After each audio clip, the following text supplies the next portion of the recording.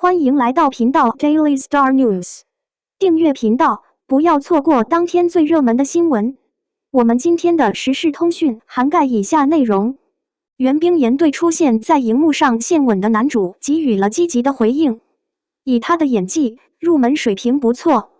首先，在袁冰妍回应亲吻男主诚意的样子之前，我是挺喜欢他的，因为他演的莫珊珊很好。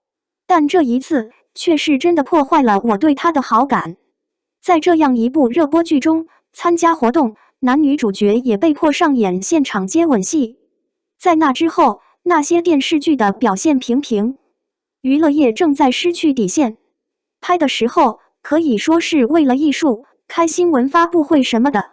如果这是合理的，那么只要剧情没完，在现实中都无所谓。想亲多少就亲多少，都在售后有效期内。如果你要问后果是什么，后果是什么，他们都是自愿的。吃瓜的人对他们也无能为力，现在不是那个时代。我想说的是，无论什么时代，都应该有底线。今天的发布会上会出现一个吻戏，下次发布会会不会弄个小床，把床的场景还原给大众？难怪人们说社会乱象丛生，娱乐圈肯定是最先下手的。娱乐圈的追星者和剧迷可以随意颠倒黑白，以保持自己的喜好。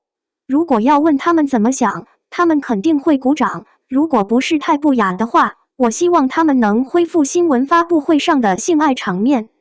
这也是礼仪问题。对于艺术家来说，界限是无法控制的。你可以做别人要求你做的事情。如果你没有原则的接受别人的建议，你不会巧妙的拒绝他们，那就没有办法了。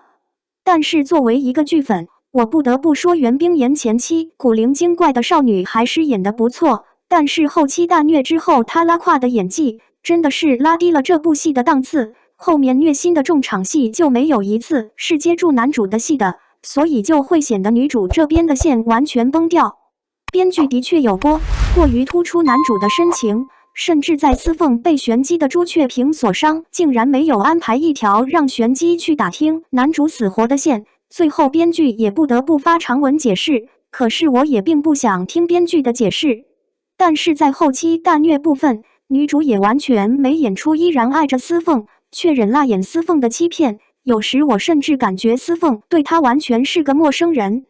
还有甩锅给配音演员乔诗雨，说配音拉胯的，真的也大可不必，演得特别好，让观众清晰感知他的天定良缘是浩辰师兄了。为了守护自己的爱情，一次次的伤害司凤，用言语，用剑捅，用刀劈，与浩辰修有情绝，这些充分表明了他与浩辰才是天生一对，司凤只是个恋爱脑圣母。